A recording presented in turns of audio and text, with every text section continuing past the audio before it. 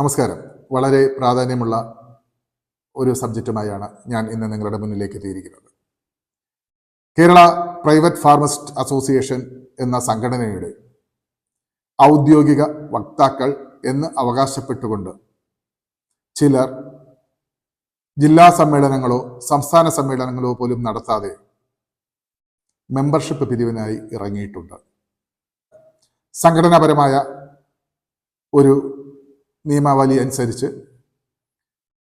എല്ലാ ജില്ലകളിലും സമ്മേളനങ്ങൾ നടത്തിയതിനു ശേഷം സംസ്ഥാന സമ്മേളനവും കഴിഞ്ഞതിന് ശേഷം മാത്രമാണ് സംസ്ഥാന പ്രസിഡന്റും സെക്രട്ടറിയും ഔദ്യോഗികമായി ഒപ്പിട്ട ഒരു റെസിപ്റ്റ് ബുക്ക് ഇറക്കുകയും അതിലൂടെ പുതിയ മെമ്പേഴ്സിനെ അല്ലെങ്കിൽ പഴയ മെമ്പേഴ്സിനെ പുതുക്കുകയും ചെയ്യുന്ന പ്രക്രിയ ആരംഭിക്കുന്നത്.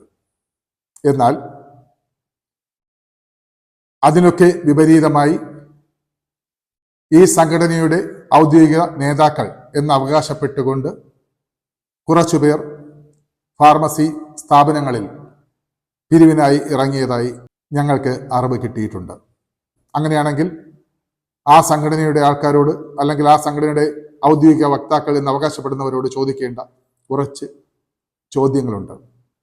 ഒന്ന്, ഈ കഴിഞ്ഞ വർഷം 15,000 മെമ്പേഴ്സിനെ അവർ ചേർത്തു എന്നാണ് സമൂഹ മാധ്യമങ്ങളിലൂടെ അവർ പ്രഖ്യാപിച്ചത്.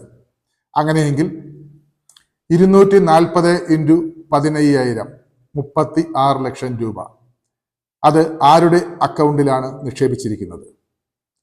2, അവർക്ക് ഔദ്യോഗികമായ രജിസ്ട്രേഷൻ ഉണ്ടെങ്കിൽ അതിൻ്റെ ഒരു കോപ്പിയെങ്കിലും കാണിക്കാൻ നിങ്ങൾ ആവശ്യപ്പെടുക. കേരള പ്രൈവറ്റ് ഫാർമസിസ്റ്റ് അസോസിയേഷന്റെ നിയമാവലി അനുസരിച്ച് 20 രൂപയാണ് ഒരു മാസത്തെ മെമ്പർഷിപ്പ് ഫീ. സൗകര്യാർത്ഥം അത് ഒരു വർഷത്തേക്ക് ഒരുമിച്ച് വാങ്ങിക്കുന്ന പതിവ് രീതികളുണ്ട്. അങ്ങനെയാണെങ്കിൽ തന്നെ 20 × 12 നിയമാവലി അനുസരിച്ച് ഒരു വർഷത്തേക്ക് അവർ ഒരുമിച്ച് വാങ്ങാറുണ്ടായിരുന്നു. കഴിഞ്ഞ വർഷങ്ങളിൽ അവർ വാങ്ങിയ ഈ 15,000 പേരുടെ 240 രൂപ വെച്ചുള്ള 36 ലക്ഷം രൂപ അവർ വ്യക്തികളുടെ അക്കൗണ്ടുകളിലാണ് ഇട്ടതെന്ന് അറിയുന്നത്. അതുപയോഗിച്ച് അവർ ബിസിനസ്സുകൾ നടത്തി എന്നും അറിയുന്നുണ്ട്. എന്തായാലും അതിൻ്റെ നിജസ്ഥിതി അന്വേഷിച്ചറിയുക തന്നെ വേണം. അതുകൊണ്ട് നിങ്ങളുടെ അടുത്തേക്ക് വരുന്ന ഈ പൊയ്മുഖക്കാരോട് നിങ്ങൾ ചോദിക്കേണ്ടത് ആ പൈസ, കഴിഞ്ഞ വർഷങ്ങളിലുള്ള പൈസ എന്തു ചെയ്തു എന്ന്. നിങ്ങളുടെ രജിസ്ട്രേഷൻ നിങ്ങൾക്കുണ്ടെങ്കിൽ ആ രജിസ്ട്രേഷൻ കാണിക്കുക എന്ന്. ഒരു തീരുമാനമെടുക്കാൻ നിങ്ങൾക്ക് മറ്റാരുടെയും സഹായം ആവശ്യമില്ല. എന്നിരുന്നാലും ഈ ചോദ്യങ്ങൾ ചോദിക്കാതെ ആർക്കും പൈസ കൊടുക്കരുത്. വീണ്ടും ഞാൻ പറയാം, അവർ ജില്ലാ സമ്മേളനങ്ങൾ നടത്തിയിട്ടില്ല, അവർ സംസ്ഥാന സമ്മേളനം നടത്തിയിട്ടില്ല, അവർ പ്രസിഡന്റിനെയോ സെക്രട്ടറിയോ തിരഞ്ഞെടുത്തിട്ടില്ല.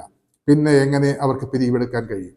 പിന്നെ എങ്ങനെ അവർക്ക് മെമ്പർഷിപ്പ് പുതുക്കാൻ കഴിയും? പിന്നെ എങ്ങനെ അവർക്ക് മെമ്പർഷിപ്പിന് വേണ്ടി ആൾക്കാരോട് പൈസ ചോദിക്കാൻ കഴിയും? കഴിഞ്ഞ കാലങ്ങളിലുള്ള പൈസകൾ ആരുടെ കയ്യിലാണ് ഇരിക്കുന്നത് എന്ന് അവർക്കറിയില്ല.